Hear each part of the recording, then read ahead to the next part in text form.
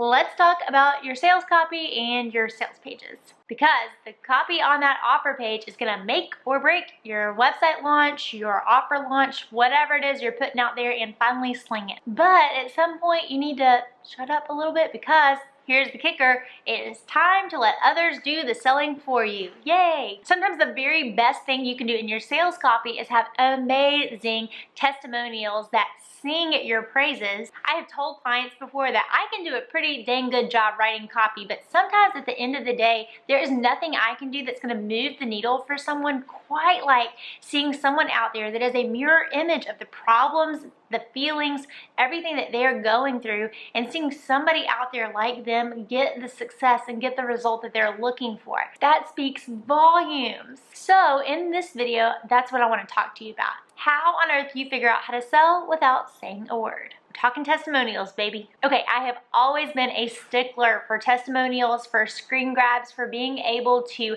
have some sort of a library of testimonials and social proof. I'm going to show you what that looks like inside my business, but here's what it's come down to. So we recently launched a beautiful new website for my business, and going through that process, which felt like birthing another baby, I realized how much of my time allotment working on the whole project went to collecting and solidifying social proof, testimonials, case studies, all that. We revamped the portfolio page of my website, which is fresh and sparkly. It smells like new paint virtually, and I had lots of learnings, and that's what I want to share with you in this video. If we haven't yet met, hey there, my name is Ashlyn Carter. I'm a conversion copywriter and brand and launch strategist for creative entrepreneurs. Also, as I get started, I've mentioned my website a couple of times. I always begin drafting the website copy for my business and for our clients inside a Google Doc. If you want a starter template to write your own website copy, then be sure to look down below. You can grab a free template to go ahead and get started formatting yours. Okay, let's get into it. Click that like button if you have ever been convinced to buy something because of word of mouth or testimonial, or you read the reviews section on the website. I know I definitely have, and let's go ahead and get in. Okay, my first tip for you here is to leverage technology. Y'all know over here I love HoneyBook. It is the client management system that we use for the agency side of my business. You can find more tutorials on that below in a playlist, but the thing I want you to start thinking about here is I want you to start understanding how to make testimonials and gathering of case studies or social proof part of your process. Whether you have a digital or physical shop that you sell, whether you have a one-on-one service you provide, whether it is art commissioned for them or wedding services that you provide or copywriting services, whatever it is, you and I have got to have some sort of a format and workflow piece of our business that is data mining and gathering these case studies and testimonials. I'm going to show you a little bit about what our process looks like and flip the camera around and show you the back end inside HoneyBook. But I wanted to bring up another tool. It's called Boast.io. You can ask your clients and your students to submit a video of their experience, and that is wonderful. We all love video in this day and age. Welcome to behind the scenes in our HoneyBook. So I am right now under the Tools Templates tab. This is where we keep all of the, oh my gosh, all the emails, and this is where the SOPs actually take place and are executed for the agency side of my business. And what I wanted to show you is under, we've actually moved a lot of our process into what is called flows. It's a newer feature. I may move questionnaires over there, this questionnaire specifically, but it is part of our process that we submit this to the client at the end of their project and they fill out this form. But like I said, we always give them an option to record via Loom if that is easier for them, or just voice note it, Voxer it, whatever is most helpful. I hope that is helpful to see how that is baked into the SOPs. I know I've also mentioned in past videos the importance of buying your service. What I mean by that is if you're charging $5,000 or $10,000 or whatever you're charging for your service or your product, be sure that from time to time you're going out and spending that amount in your business life, if it's a B2B service that you provide, or in your personal life, so you can understand what does it feel like as a human being to spend that dollar amount of money. What expectations do you have for the client experience, for the customer experience? How do you want to share feedback with them on what you loved, what you didn't love? That is probably one of the best tips I've ever been given. I heard that from my friend Tarzan. That is like one of the best tips to enhancing your client experience or your customer experience. Okay, this goes to my second point, which I'm gonna sum it up and just say, let them freak what they feel. I just mentioned a video, that Boast.io tool. What I've learned over the years, both giving and receiving testimonials and feedback on the experience that I can then shape and turn around and use to promote that offer, is that sometimes you're asking people to give you feedback in a format that's not natural for them. Another way you see this manifest is by baiting them and asking the wrong questions. You know the meme, play stupid games, win stupid prizes? It's kind of like that when it comes to questions that you're asking either in customer and client surveys and in feedback forms as well. If you're asking the wrong question, you're going to get the wrong answer. Or if you're asking them in a way that they don't know what to say back, they're just giving it back to you the best they know how. So some takeaway tips and action steps for you here.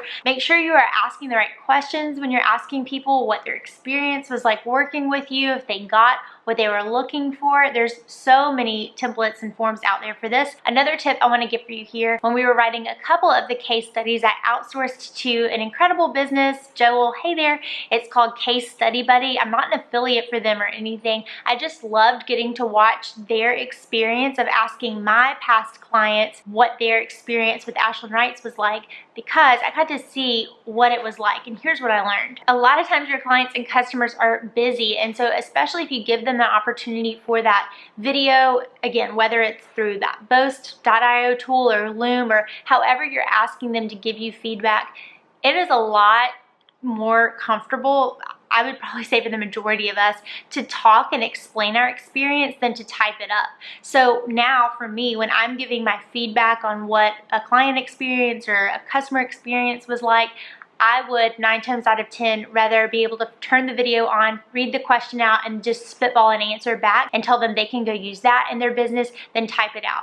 I'm telling you this because sometimes if you're giving your customers a long form to fill out to say what working with you was like, that may be a lot for them. They're probably busy. So could you give them an opportunity to record a video or just pick what questions they even want to answer, and then maybe you can look back if you're filling out and fleshing out this case study and needed more data points. Okay, that brings me to the next tip, which I've hinted on a little bit. Ask the right questions. Do not ask binary questions, yes or no questions. You need more color than that. I think some questions that everybody can ask are what led them to your offer and what were they feeling like before they purchased from you or onboarded with you as a client service provider. You also always want to grab the after result. What did life for them look like after they got the result you helped them achieve? That is the bare minimum. One type of testimonial that I see all the time on creatives' websites as I'm auditing and looking through them is that somebody will say something to the tune of, she does beautiful work, she was such a delight to work with, and they'll use that as the testimonial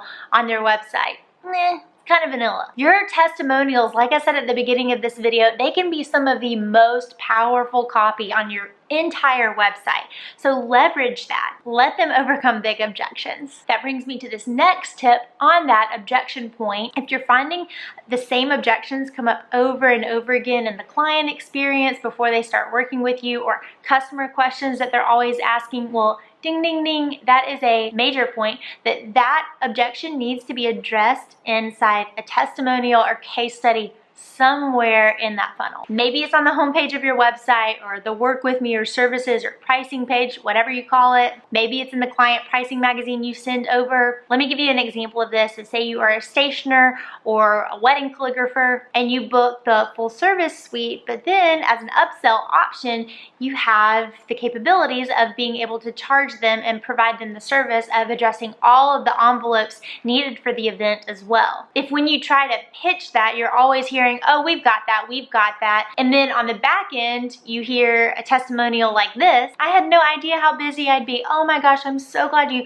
took that off my plate. This is something that we need inside the funnel. We need to combat that objection with a testimonial of somebody saying how much of a breath of fresh air it was to have that off their plate during the planning process. See what I mean? Okay, my next to last tip is this: be non-stop in gathering your testimonials. Sunny Lenarduzzi struck me with this in one of her videos. She was talking about how she runs her business, and out of all of the things that she outsources, one that she doesn't outsource is the task of gathering and steeping in the testimonials and the success stories of her business. That was a while back. I'm sure at this point in her business, she does get some help with that at least, but I thought that was interesting that as the CEO, the visionary of the business, she spends time in the weeds reading and sorting through customer and client feedback. Another pro tip here, and I've mentioned this in some videos before, but get really good at when somebody in your client experience gives you great feedback about whatever deliverable it was that you handed over to them. Like, memorize this statement. I told it to a visual artist the other week. Be good at saying, you know what, I would love to clone you or have more people just like you. Do you have anybody that you could recommend to me that needs this as well? There's a high likelihood that they would be more than happy to connect you with someone. People like being helpful. When people say, XYZ changed my life, I would love to do anything for you, take them up on it. I am the queen of being bad about this or thinking, yep, I'll get to that, I'll write that case study on down the line. But again, what I learned with this website relaunch is that really does matter. It matters to take the time and figure out what results people are seeing as a result of working with you so you can use them in your marketing. And my last tip is organize your learnings well. I told you at the top of this video, I'm going to show you how I organize things inside my Google Drive, so here it is. I've shown this in some other videos, but thought it may be helpful. So this is the spreadsheet. If you are inside of CFC, we're putting this in because it was so very helpful. I am not going to scroll down. There's a whole lot. And I also hid the columns that say the business name and the person's name. Obviously, I don't know what you do if you're watching this video, so you may not need to have the business name if you're B2C, but it was so helpful to have this all in one spot and to be able to drop down on what it was that they purchased. These are the niches that I service, but whatever it is that you service, being able to, and I could very quickly see what colors, making sure I have a breadth of colors. So I'm able to show all the different types of people that may be a fit for this. Diversity of niche was really important, we realized as we went through. Oh, if I wanted to do a case study, a pull quote, or both, that was helpful to note as well. And then the quote and so on and so forth. There you go. This is something I've had to completely change and figure out a better system for over the years. The two big ways I've learned are inside folders, which are great for screenshots, and in a spreadsheet format where I can link off to actual Google Docs. That's better for more of a long form case study or testimonial. Okay, last tip, don't forget to share them. Share them like confetti. You may have heard me say before, there's no reason you should have just one testimonials page of your website. Put them everywhere. If you want that template to go ahead and get started writing your own copy for your website, look down below and grab my free Google Docs template. Hit the like button and subscribe if this was helpful. Feel free to leave any questions that you have below, and if you want to learn a little bit more about gathering client and customer voice hacking, be sure to watch the next video I've got teed up for you. Here's to working from a place of more rest, less hustle. I'll see you there.